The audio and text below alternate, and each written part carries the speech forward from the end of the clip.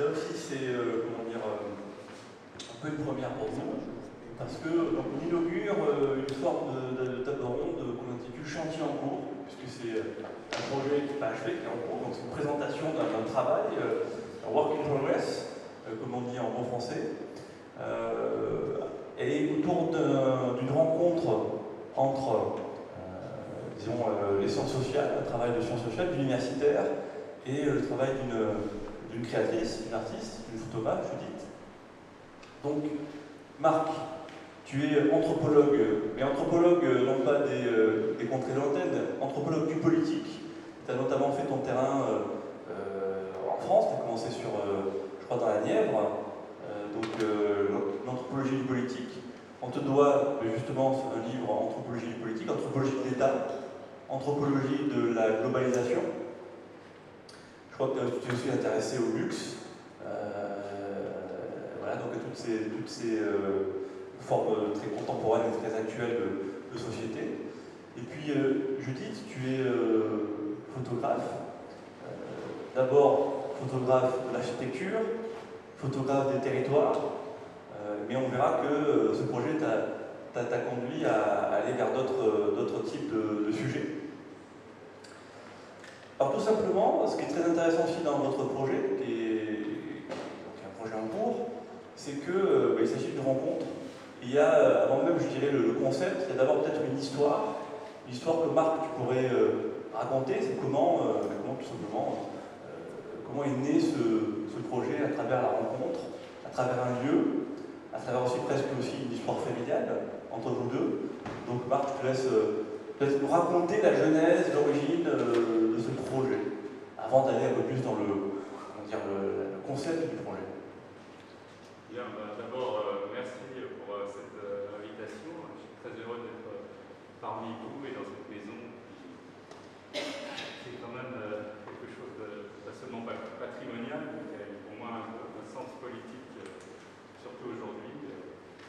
Mais je ne m'attarderai pas sur cette question-là, mais je voudrais dire simplement que, oui, en ce qui me concerne, j'ai toujours été intéressé par les choses politiques. Et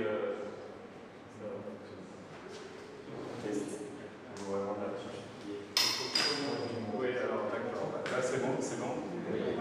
Donc je disais, j'ai toujours été intéressé par les choses politiques. Et il s'est trouvé que mon premier terrain, donc je suis anthropologue, et mon premier terrain se situe en Afrique, au sud de l'Éthiopie, et je suis resté pas mal de temps à étudier des phénomènes politiques qui étaient tout un système d'assemblée, sans chef et sans centralisation du pouvoir. Très différent de ce qu'on peut vivre ici. Et c'est parti comme ça. Et effectivement, plus tard, j'ai travaillé dans le Morvan, en fait, dans Lyon. Et puis, je m'étais donc beaucoup intéressé à la vie politique locale, qui paraît un élément très important dans la société française. Et là, j'ai travaillé sur la globalisation, enfin ce que tu as résumé, et il s'est trouvé que depuis une dizaine d'années, je vis en grande partie dans ce département de l'Ardèche, au sud de l'Ardèche, aux confins du Gard, mais en tant que simplement, je dirais, usager, consommateur du territoire et intéressé par la société. Puis un jour, m'est venu à l'idée que ça serait peut-être intéressant d'aller un petit peu plus loin avec les gens, mais pas sur le mode d'une étude de la politique locale, en posant des questions sur la politique et tout ça, mais à partir d'une sorte d'intuition qui était la suivante. Je rencontre des gens et je voudrais en savoir un peu plus sur ce que c'est Judith qui a donné le titre, qui est le sentiment du lieu. Quel est leur sentiment du lieu? Comment vivent-ils le lieu? Qu'est-ce qu'on appelle cet attachement au terroir, je ne sais quoi? Mais en les prenant à partir d'un dispositif très simple qui était: voulez-vous accepter de vous faire photographier? Et si vous acceptez, à quel endroit souhaiteriez-vous être photographié? Et dernière question, pourquoi cet endroit? Donc au fond, c'est là que se rejoignent alors un dispositif qui est inter, je ne sais quoi, en disant entre photographie et sciences sociales, anthropologie. Par ailleurs, ce qui m'a aussi effectivement motivé, c'est les relations que j'avais avec Judith, qui est ma nièce, donc, qui est photographe et dont j'admire beaucoup le travail. moyen de renouer un peu avec aussi ce lien familial. Et puis, voilà, d'expérimenter. Je crois qu'on avait tous les deux une curiosité. Et je crois qu'on a toujours d'ailleurs cette curiosité, même après avoir parlé avec les gens. Voilà, nous avons encore faim de savoir d'autres choses. Merci. Et toi, Judith, comment, à partir de ton parcours de photographe, qu'est-ce qui t'a séduit? Alors, bien sûr, il y a un contexte familial, mais qu'est-ce qui t'a séduit? Qu'est-ce qui t'a amené à faire un décalage peut-être par rapport à tes objets, tes sujets de photographie? Bonjour, alors merci beaucoup pour votre invitation.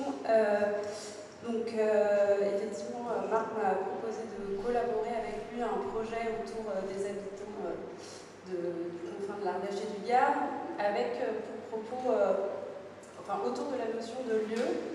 Et effectivement, moi, j'ai fait des études d'histoire de l'art, puis l'école Louis Lumière, assez technique en photographie. Et j'ai repris sur le tard un master à Paris 8 d'art plastique, photographie, art contemporain, et fait un mémoire qui s'intitulait « Le portrait de lieu dans la photographie contemporaine, dépeindre une atmosphère ». En réalité, la notion de lieu m'intéresse depuis maintenant quelques années. Simplement, moi, je la traite plutôt du point de vue du lieu en lui-même sujet, effectivement plutôt déserté. Et là, ce qui était intéressant pour moi, c'était que l'homme apparaissait au premier plan. Et effectivement, ça m'a d'abord interrogée, en même temps beaucoup intéressée, et ça m'a permis effectivement de décaler un peu le travail initial autour de cette notion de lieu et d'atmosphère. D'ailleurs, vous pouvez regarder une première série de ce travail en cours.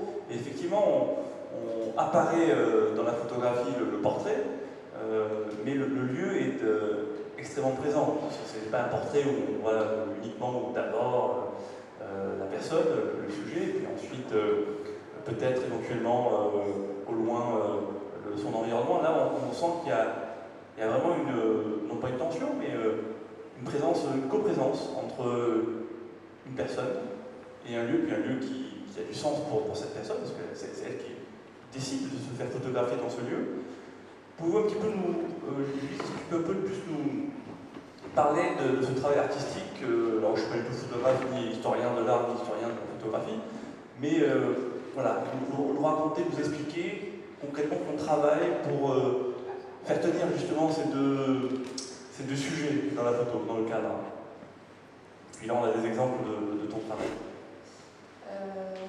Donc, le travail est quand même vraiment partie des questions posées par Marc, à savoir que les personnes étaient invitées à choisir un lieu et à nous expliquer pourquoi ils choisissaient ce lieu. Alors j'ai pu assister à une bonne partie des entretiens et c'était intéressant pour moi parce que ça me permettait aussi de comprendre mieux la personne et effectivement quand ça précédait la photo c'était plutôt important.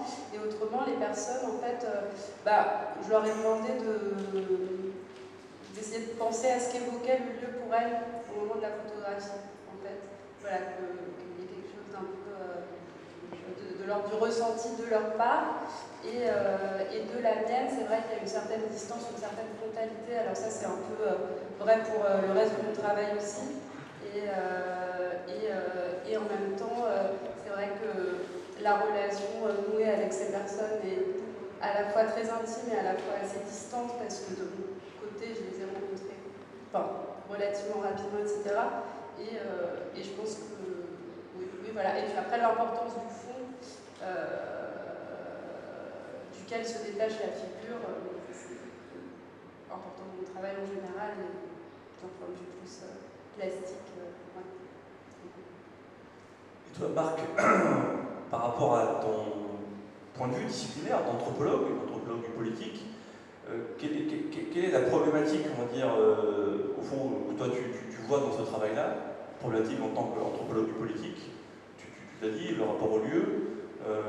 On a ici des personnes qui sont attachées à ce lieu depuis peut-être des décennies, voire du fait de leur filiation, depuis plusieurs générations, d'autres personnes qui ont choisi un lieu, mais en fait, c'est une rencontre récente avec ce lieu. Qu'est-ce que ça vient interroger, selon toi, par par rapport à ton point de vue d'anthropologue, ta démarche d'anthropologue, ce travail du sentiment du lieu?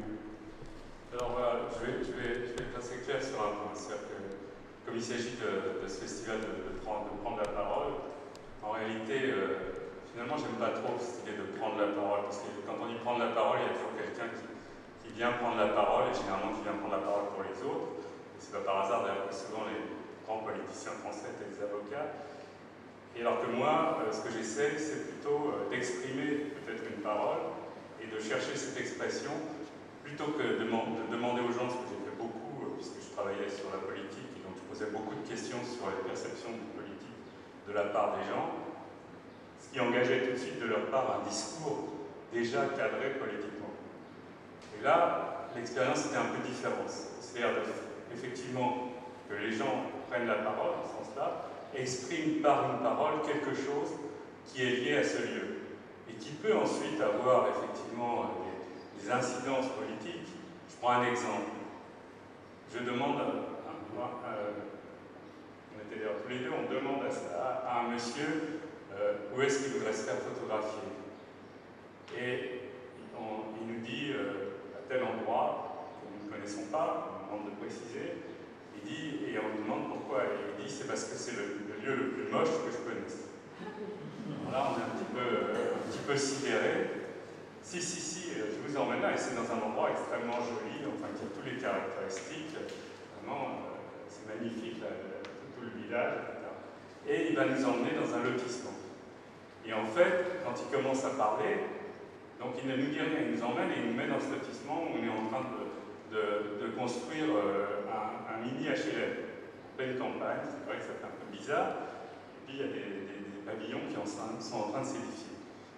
Et là, tout d'un coup, il commence à nous parler de la résistance, de la résistance à l'invasion par justement ces formes de promoteurs immobiliers, tout ça.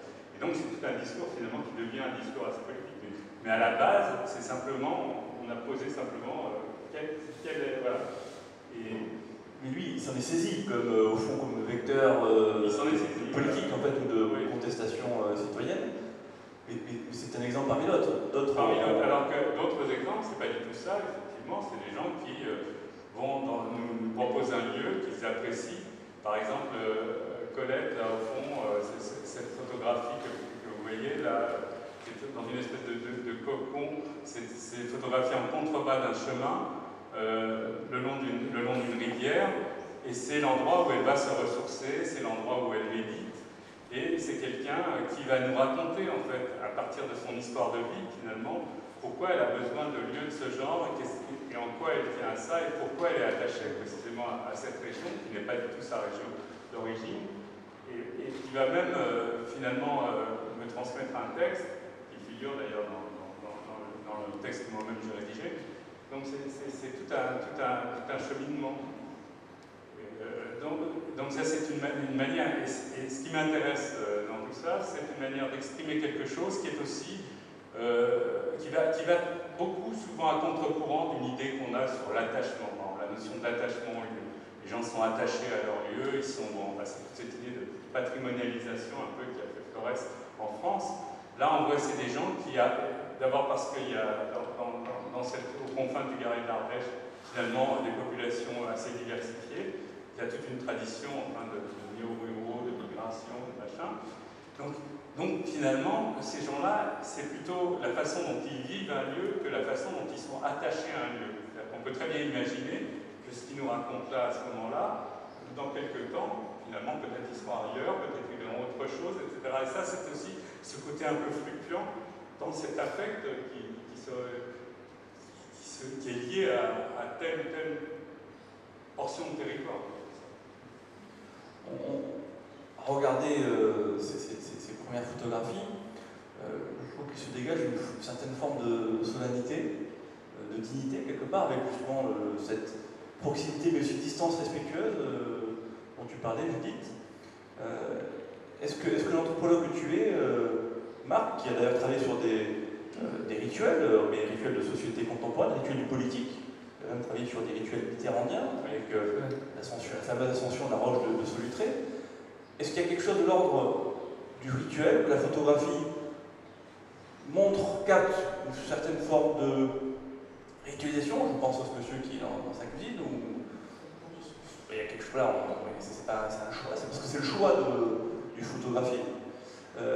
Mais est-ce que même la photographie, votre projet, ne leur permet-il pas de créer leur propre rituel, ou un instant rituel, peut-être éphémère, le temps d'une photographie, mais voilà. Donc quel est le lien de votre projet à cette notion de rituel de nos sociétés ordinaires? Marc, est-ce que tu vois du rituel dans cette démarche? Quand on dit anthropologie, on associe souvent cette idée de rituel, de ritualisation. Il y a même un peu une tendance à en rajouter sur les rituels. J'y ai participé aussi, mais il me semble que là ce qu'on propose, ce sont plutôt des pratiques. Alors, il y a une façon dont les gens, on voit la mano c'est le boulanger donc, qui a établi son fournil dans la campagne, complètement en dehors finalement de la ville, et qui ne peut pas du tout avoir une boulangerie, qui travaille sur les marchés. Et c'est vrai que Mano se met d'une certaine manière en scène, de son côté extrêmement réceptive à cette façon de se mettre en scène. Est-ce que c'est un rituel ou c'est une façon justement, oui c'est un rituel dans le sens où c'est une manière de donner un relief à un certain type de pratique, qui est une pratique quotidienne, des gestes, des façons de... Et ça fait partie de la définition d'un rituel, c'est le côté répétitif en fait, et le côté un peu segmenté aussi des différentes actions qui constituent le rituel, la définition de Lévi-Strauss du rituel, je vais jouer un peu sur ces deux aspects.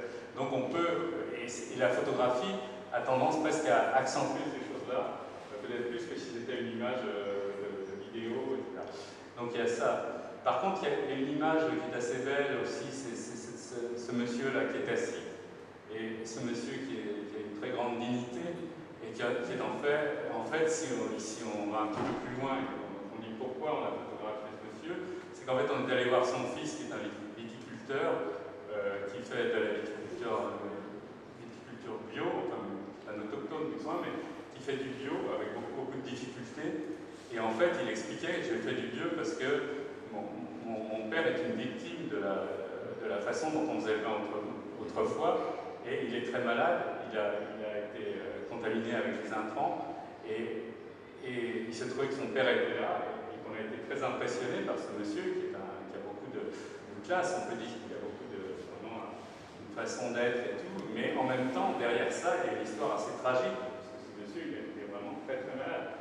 Et donc, voilà, c'est vrai que ce personnage, il peut rappeler aussi certains personnages qu'on rencontre dans des sociétés très différentes, qui sont là un petit peu comme des témoins, voilà, c'est en tout cas la manière dont ça a été aussi, et dans lui-même, parce que c'est ça, c'est très important, il y a la photographe, mais le génie de la photographe, c'est en fait de capter ces moments où les gens se mettent véritablement en scène, je ne peux pas dire autrement, mais oui, tout d'un coup, ils incarnent quelque chose. Et ça, c'est fort, c'est vraiment très fort.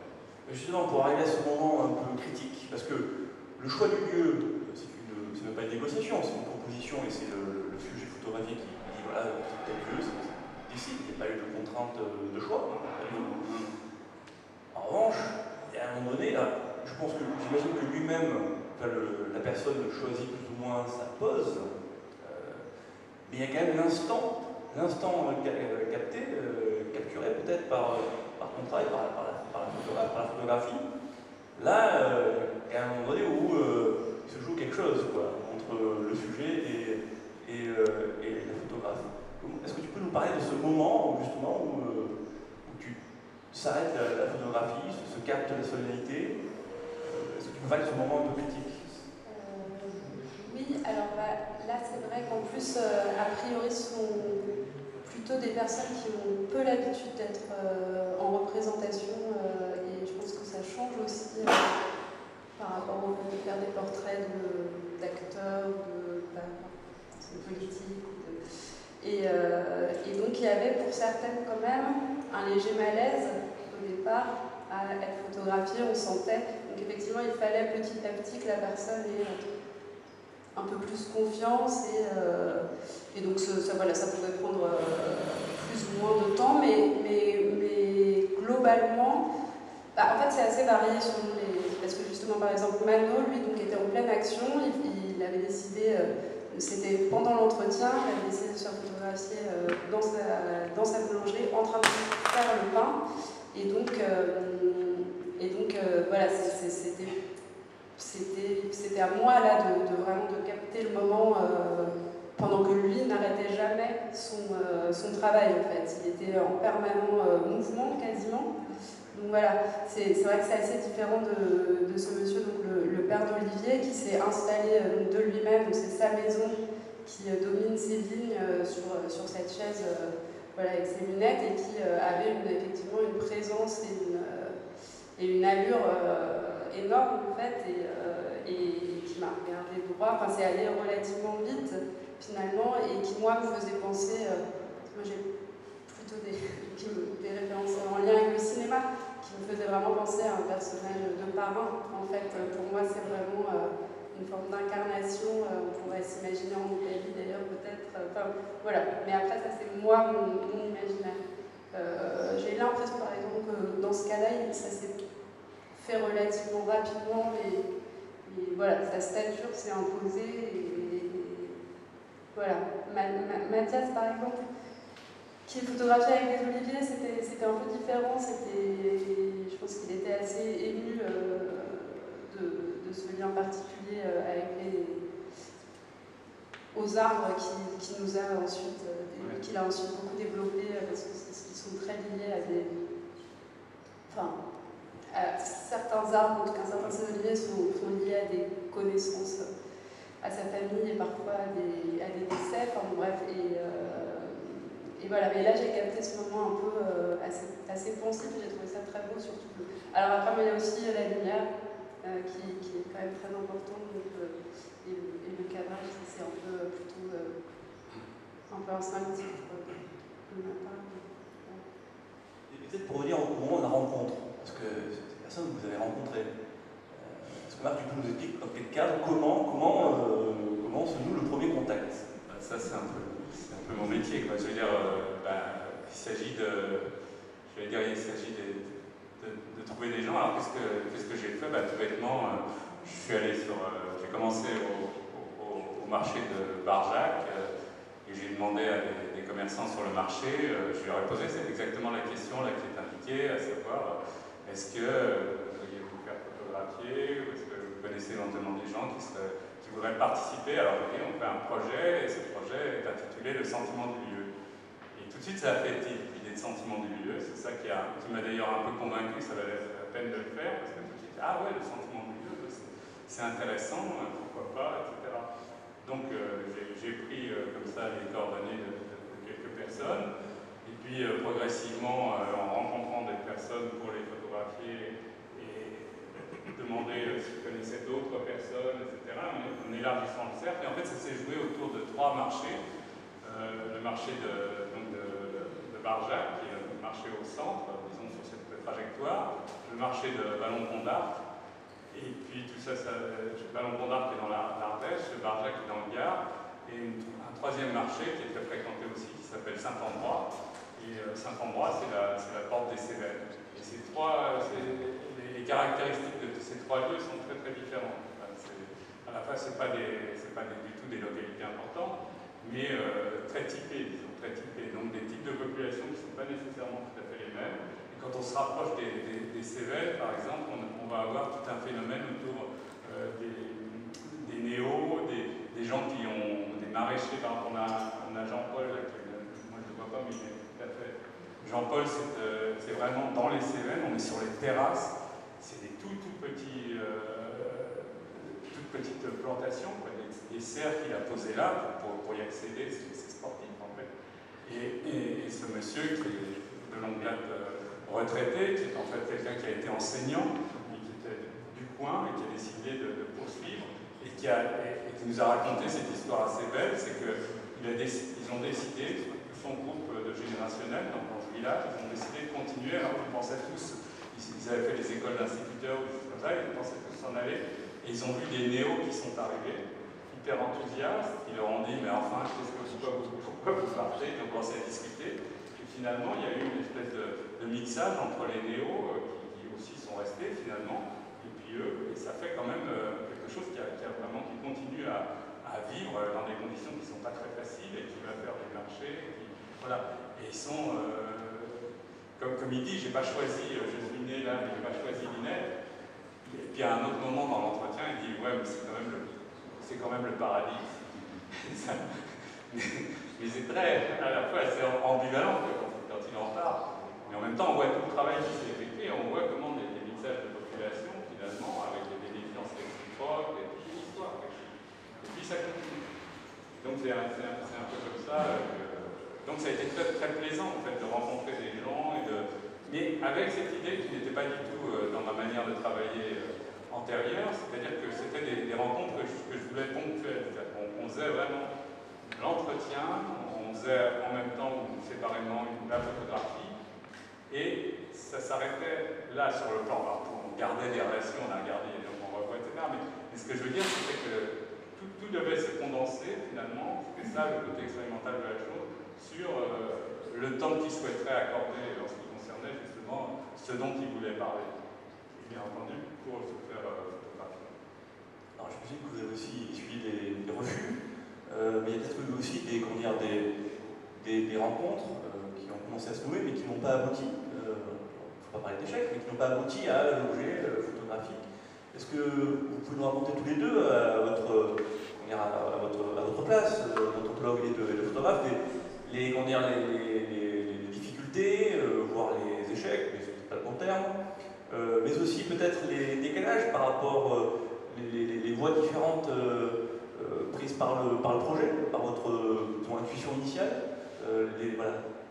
Est-ce que vous pouvez nous raconter ces difficultés, on va dire, dans ce processus à la fois de création et de réflexion? Non mais Marc, je vais te laisser prendre d'en parler parce qu'effectivement, moi, j'interviens quand même à un moment où la personne a accepté le pacte, un peu l'échange, et donc voilà. Pacte faustien. Oui, non, il y a eu des personnes, effectivement, qui n'ont pas. C'est compliqué, c'est-à-dire qu'il y a des gens, il y a eu par exemple dans un village, des gens qui m'ont convoqué en quelque sorte. J'ai demandé aussi qui serait intéressé, et on m'a envoyé voir le maire. Et ok, moi je vais voir le maire, on va discuter, et j'arrive et je vois le conseil municipal rassemblé. Me dit, et le maire fait un exposé liminaire en disant ce monsieur est anthropologue et je vais vous expliquer ce qu'est l'anthropologie. Donc il avait lu effectivement, pas sur internet, ce qu'était l'anthropologie, donc il leur explique, il dit c'est ça qu'il va faire. Ok. Et donc il va venir vous poser des questions, vous voyez, ils sont les anthropologues, ils sont quand même très, très présents, et donc il faut, attention, si vous acceptez, il va être là, et puis en plus il va y avoir une photographie, enfin. Ça va être du lourd. Et donc les gens, donc chacun intervient et de manière relativement négative.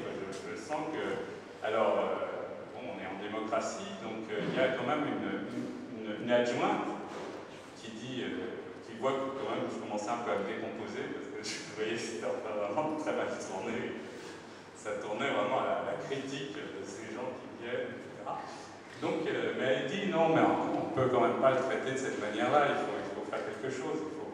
Alors il décide de créer une sorte de commission qui interviewera les gens dans le village pour leur demander leur autorisation, s'ils autorisent. Alors, ok.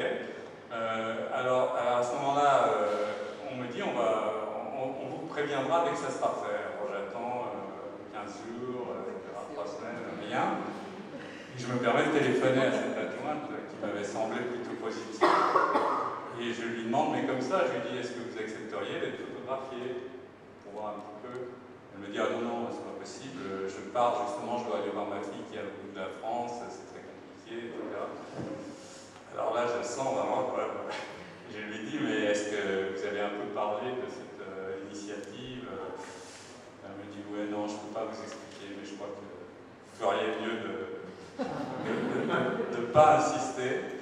Et alors, par la suite, on fait, ça c'est avec Marie, ma compagne, on va voir une personne dont on nous avait parlé qui était a priori très positive pour le projet, et on va très bien accueilli, magnifique, vraiment de quoi faire une photographie sensationnelle, la plus belle maison du village. On parle, et puis au moment où je leur dis, bon, maintenant on va faire la photographie, est-ce que vous êtes d'accord, on va demander à la photographe de venir, etc. Ah non, il n'en est pas question, etc. Et vous voyez, qu'est-ce qui est... Et même, je vous dirais, je n'ai même plus envie.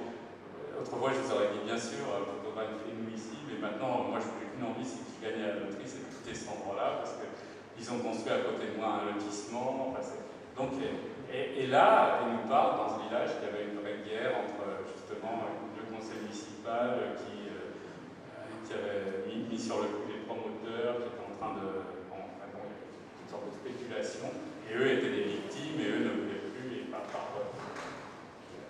monsieur, il avait à peu près 90 ans, il a dit, maintenant, pour faire la révolution, ça peut durer, ça va être Tiananmen.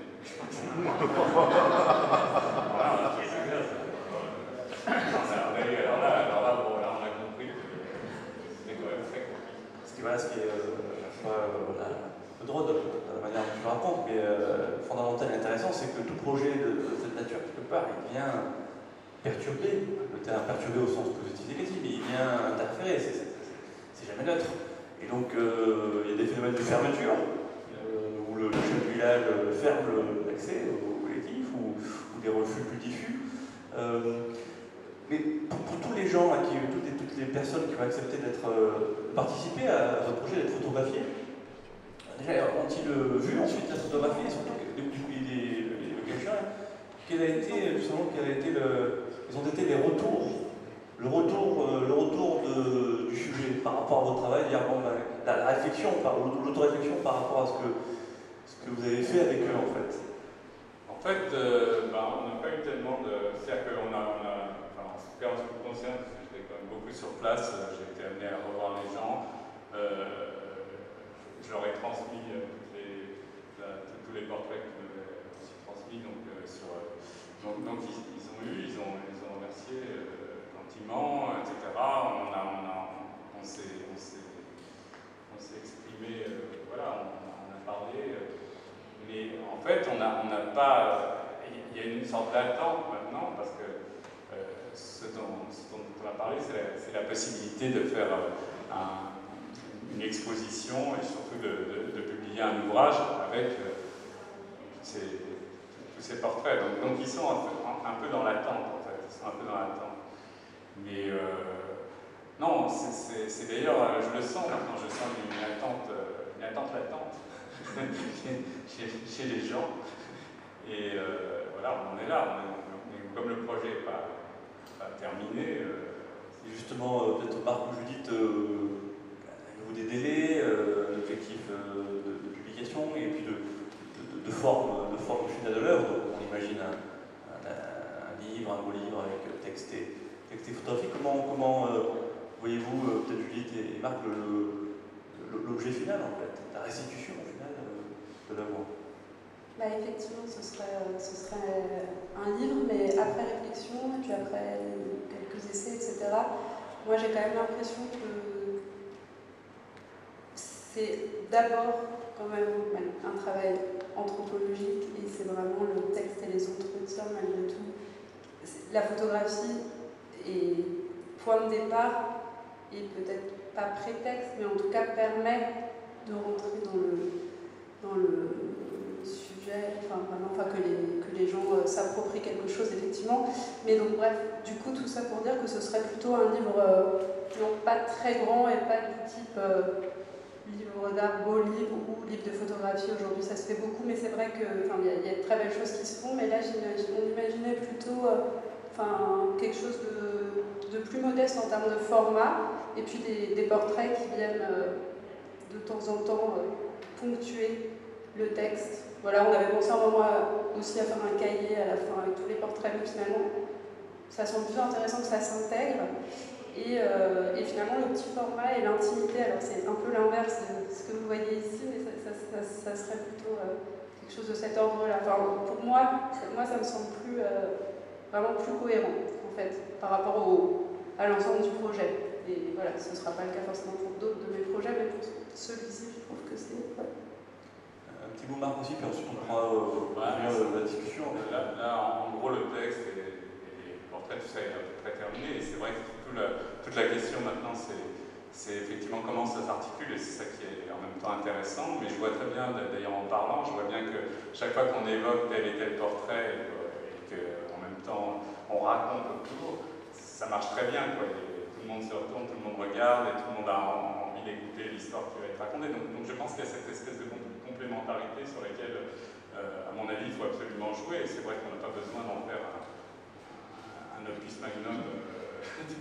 Et l'idée qu'on pourra exposer, ça c'est une des choses qu'on essaie de mettre en place avec la DRAC d'Auvergne-Rhône-Alpes, de faire justement une exposition, parce que ça, ou peut-être essayer de le faire dans des communes comme Barjac et tout ça, parce que les gens, ça c'est très important aussi pour eux. En fait, je veux dire, il y a une restitution. Merci beaucoup. On va continuer la discussion avec, si vous voulez, des questions, des discussions entre vous et les intervenants. Une première intervention? Oui, Pierre? Je vais vous passer le micro. Merci. Une question par rapport au processus. Est-ce que les témoins ont pu relire le texte? C'est toujours une question, je pense, qui se pose dans ce type de démarche. La photographie peut être moins questionnée, mais le contenu, ça peut être une résistance, une inquiétude. Parce que moi j'ai l'expérience de ce type de démarche pour un musée à Nantes, où on a fait participer les citoyens à l'appropriation par rapport aux collections. On était en chantier, donc il y avait toute une démarche de réappropriation. Et parfois il y a une petite... voilà, il y a quelque chose qui se noue dans la confiance par rapport à est-ce qu'on va pouvoir relire et comment on noue cette confiance. Voilà, ça, je pense que c'est un petit point intéressant à creuser. C'est compliqué, c'est-à-dire que notre parti pris, c'était de ne pas, justement, de ne pas faire relire et d'ailleurs, j'en ai parlé à un certain nombre de gens et j'ai dit non, j'ai essayé de voir, j'ai dit qu'effectivement notre parti pris, c'était de ne pas faire relire, que c'était quelque chose qui était aussi subjectif de notre part, de même qu'on ne va pas refaire des photographies en fonction de telle et telle réaction, mais plutôt de conserver en prenant quand même des précautions, bien entendu, sur le plan de ce qu'on écrit. Disons que tel que le texte, pour parler du texte, tel que le texte il est, c'est très très compliqué parce que par contre, tout est cité, il y a des guillemets, enfin je veux dire, c'est vraiment l'appareil du texte est tel que les gens s'y retrouveront et il n'y a rien, on n'invente pas quelque chose, c'est très... Enfin, je pense que ça... Mais on l'a pas testé. Et le problème, c'est que si on commence par donner un nombre de personnes, là, à mon avis, on est cuit. C'est compliqué. C'est compliqué. Mais bon, c'est pas encore... Si on point où on en est de la réflexion, mais le moment où on va effectivement avoir un éditeur et tout, c'est à ce moment-là qu'il faudra être... mais je ne suis pas a priori dans ce type de texte-là, je le sens comme ça. Après, pour la photographie, en tout cas, il y a quand même des questions de droit à l'image. Donc là, il y a un peu des accords de principe, mais il faut que les personnes photographiées acceptent à partir du moment où il y a une parution. Et puis, comme c'est quand même l'idée de collaboration, de toute façon, moi, ça me semble assez évident dans ce genre de cas. C'est vrai que c'est de plus en plus fréquent, la photographie volée n'existe plus tellement en réalité. Je sais pas si c'est à la mode, mais en tout cas.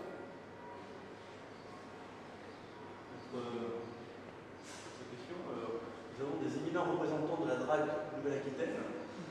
Peut-être qu'on peut aussi avoir un retour de réaction de Jacques, je vous sollicite pour une prise de parole. Peut-être qu'on peut... Ouais.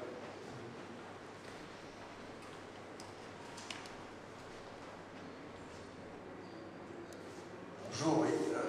Du point de vue de la DRAC, qui est présente aussi à travers Anne Clérenton, ma collègue qui dirige le pôle industrie culturelle, effectivement, la conjugaison la question des territoires avec celle des contenus artistiques, littéraires, les récits de vie qui peuvent s'y rattacher, c'est une question tout à fait essentielle en ce moment. Et dans la littérature même, actuellement, il y a beaucoup d'auteurs qui pratiquent à travers la fiction l'enquête pour explorer des hypothèses qui, justement, parfois échappent au reportage ou à l'enquête plus classique. Donc cette conjugaison entre art dans sa dimension fictionnelle et les territoires est un sujet qui nous intéresse beaucoup et qui me paraît essentiel. Sur la question de la relecture, ce que je peux dire, la relecture des textes, il nous est arrivé avec Jean-Paul Wenzel, qui est un auteur natif du Limousin, qui a beaucoup travaillé dans le théâtre, dans le recueil de récits de vie, dans le cadre de travaux plutôt avec des personnalités, des personnes, c'était des mineurs d'origine maghrébine qui n'avaient pas un accès à l'écrit, de proposer une lecture à voix haute pour faire valider le texte en quelque sorte. Mais son projet était fondé sur des récits de vie qui engageaient vraiment les témoignages des uns et des autres, et c'était une méthode qui, compte tenu de la forme d'écriture de Jean-Paul Wenzel, qui est une écriture dramatique, se prêtait naturellement, je dirais, à l'exercice. Voilà, je vais peut-être...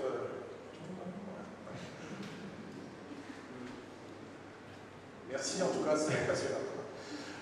Oui, je voulais justement attribuer la parole à la DRAC, parce que, et c'est le cas pour nous ici à la Maison Natale, même si on n'est pas un établissement public, mais disons que voilà, on est une fondation privée qui veut travailler, surtout ici, la citoyenneté. Donc voilà, quand tu m'en as parlé, Marc, de suite, le sentiment du lieu, ça ouvre naturellement et de manière assez évidente et directe une réflexion sur la citoyenneté, sur le rapport au territoire dans une société aujourd'hui qu'on dit polarisée, archipélisée, etc.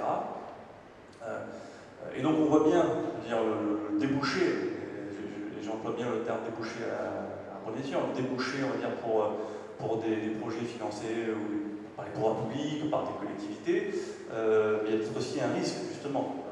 Donc est-ce que vous avez commencé un petit peu à risque, pas de récupération, mais vous voyez, de détournement, ou d'en faire un travail peut-être avec une coloration démocratique, citoyenne, qui n'est peut-être pas celle initiale, initialement pensée par vous.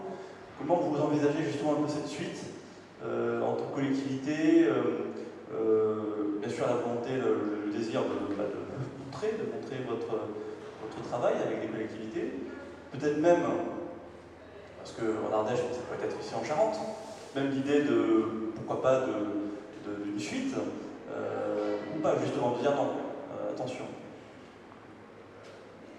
Non, ce sont des questions effectivement qu'on se pose ou qu'on nous a posées. C'est-à-dire, c'est aussi ce genre de travail, c'est un témoignage sur un état de la société, et ça a trait effectivement à ce qu'on appelle la citoyenneté, mais c'est plus du point de vue, je dirais, des affects, plus que encore une fois, de discours structurants sur la politique, sur la participation, etc.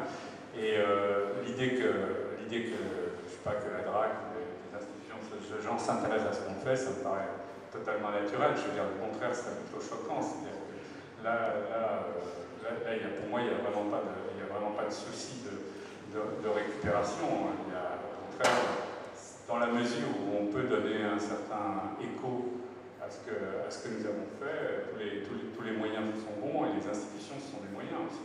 Les institutions, c'est nous. Enfin, je veux dire que moi, je suis citoyen, je paye des impôts, ça fait fonctionner la DRAC et tout le reste. Donc, je ne vois pas pourquoi je n'aurais pas le droit à... Ah oui, c'est pas possible autrement. On peut pas... Non, pour moi, il n'y a pas de souci et en plus, j'ai une confiance absolue en les personnes qui s'occupent de ce domaine dans ces institutions. Donc, au contraire, après, la question d'appliquer ce genre de dispositif Dans d'autres contextes, ça peut être effectivement hyper intéressant parce que là, on l'a testé dans une certaine homogénéité en quelque sorte. Si on change complètement de région, c'est pas seulement la question de la région, mais c'est presque, je dirais, le relief, c'est la façon, c'est où ça se passe, si c'est dans la montagne, si c'est près de la mer, etc. Ça paraît, mais il y a des façons de voir les choses, de se représenter le territoire qui sont pas tous les mêmes. Et ça serait assez amusant d'un point de vue un peu comparatiste. Et nous, on est anthropologues, donc on a cette tendance à vouloir un peu comparer les choses. Donc a priori, il n'y a pas de... Mais bon, après, c'est la difficulté à... C'est quand même un certain investissement, en fait. Oui, tu peux... Non, je pense que oui, je suis plutôt d'accord avec ce que tu as dit. Après, c'est vrai que c'est un projet qui est quand même vraiment à la limite... qui est quand même avant tout du côté des sciences sociales, je trouve. Et il y a bien sûr une partie plastique, mais c'est vrai que je peux comprendre aussi que des institutions qui sont vraiment plus du côté de l'art, on va dire, et de la création. Enfin, c'est un projet un peu entre deux, en fait. Pas si évident que ça à définir. Voilà. Mais bon, bien sûr que ça peut avoir un intérêt pour les collectivités, ça évidemment, mais alors est-ce que c'est la DRAC, est-ce que c'est plutôt d'autres types d'institutions, ça moi, je ne me rends pas bien compte. Voilà. Est-ce qu'il y a d'autres... Oui. Je voulais demander à Judith qu'est-ce qui l'a conduit à la photographie.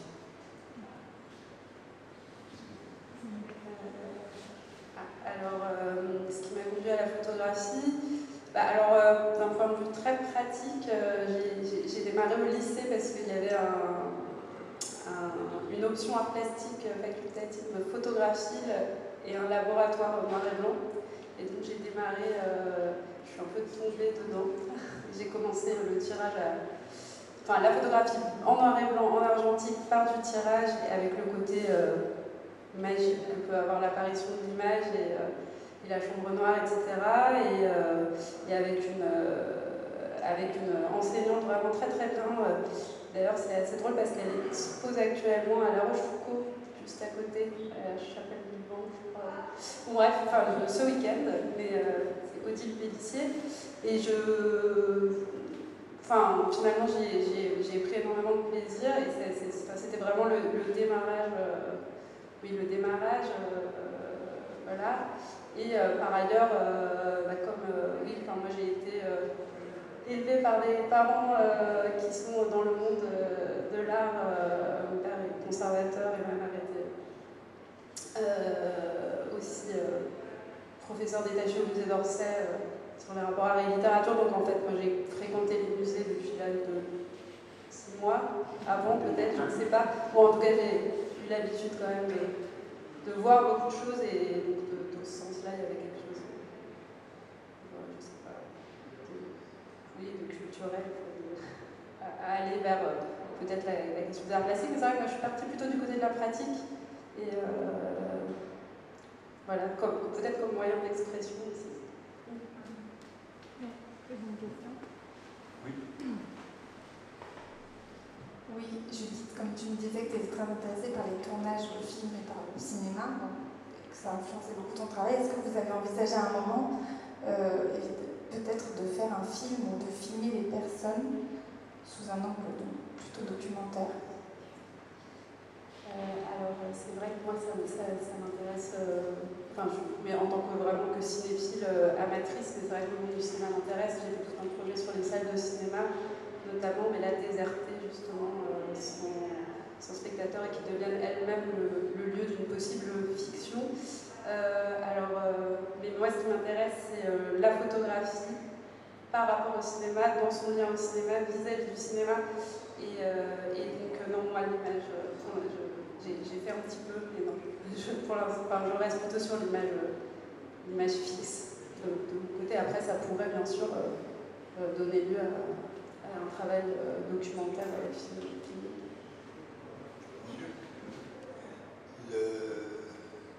L'exposition, là, le sentiment du lieu, on est envahi par la nature. Est-ce que c'est envisageable de faire la même chose en banlieue, par exemple? Tout à fait, oui. Oui, tout à fait. Il n'y a pas de... Justement, les conditions sont différentes, mais le rapport au lieu va être aussi puissant, à mon avis, et peut-être beaucoup plus complexe, peut-être, compte tenu de certaines conditions qu'on connaît tous. Donc, a priori, c'est tout à fait, à mon avis, c'est tout à fait envisageable. Après, c'est un travail à mettre en place, c'est pas du tout. Bon, voilà, c'est typiquement quelque chose qui serait intéressant à produire.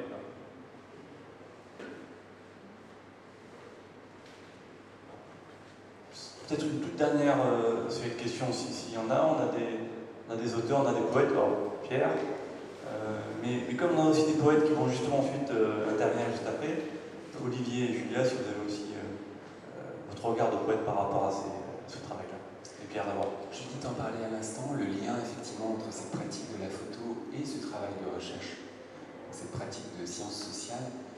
Je pense qu'au regard de votre projet, vous posez vraiment ces questions de décloisonnement aussi des démarches. Ça, je trouve que c'est très intéressant.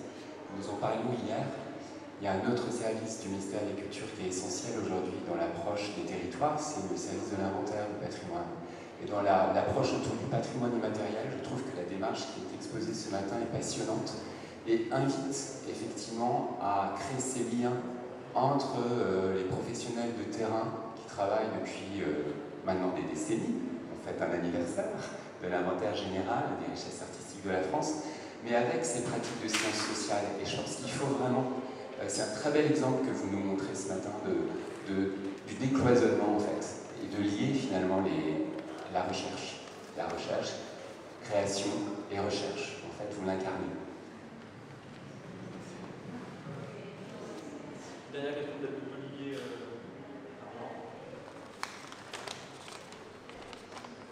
Vous avez vu comme je suis obéissant, hein. Le chef dit qu'il faut poser une question, je le fais.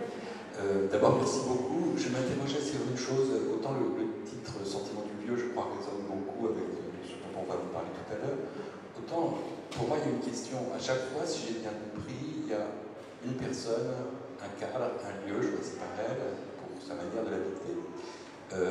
Ce qui fait lieu, j'ai souvent le sentiment pour moi que c'est intersubjectif. C'est-à-dire qu'il n'y a pas deux personnes pour que ça fasse un monde. Jamais vous n'avez photographié deux personnes dans un lieu. Si, en fait, on a des cas, effectivement, on a des cas de gens, je pense, un couple qui habite et qui souhaitait se faire photographier pas très loin de sa maison, sur la terrasse, etc. Jean-Pierre et Régula, par exemple. Et donc, oui, on a des... Il n'y a pas de... Mais... Il y a des gens qui ont dit que pour habiter, ils avaient besoin d'être deux. Non. Non, enfin, je peux pas... Je voudrais bien vous dire oui, mais peut-être parce qu'on n'a tout simplement pas posé la question, donc voilà, c'est plutôt ça. C'est pas la question de l'habitat, en fait, c'est le choix d'un lieu... Mais en fait, oui. Habitat, je n'entendais pas au sens... j'entendais au sens un peu philosophique. Enfin, le lieu qui est à moi ou le lieu que je choisis comme étant le mien. Pas au sens du domicile, hein, on s'entend bien. Voilà. Enfin, là, on rentre dans toute une discussion bon, sur effectivement qu'est-ce qu'on désigne par le lieu et voilà. Aristote nous disait quel est le lieu du lieu. Enfin, on peut rentrer dans le... Mais là, bon, malheureusement, là, on est un peu frustré parce qu'on ne peut pas continuer, mais là, ça introduit. Peut-être pour un décalage dans vos prochaines séries, peut-être. Mais bon, c'est une ouverture proposée par Olivier. En tout cas, merci infiniment pour cette très belle discussion, cette très belle présentation de votre travail en cours. Marc Abellès et Judith Borban. Judith, on peut voir tes travaux, tes œuvres, tes photographies sur ton site, judithborban.com. Voilà. Les travaux que tu as évoqués autour du cinéma, autour de l'architecture. Merci beaucoup. Une toute petite mini-pause, et puis de toute façon, on reprend de suite avec le moment éco-poétique, avec Olivier et Julien qui sont déjà prêts.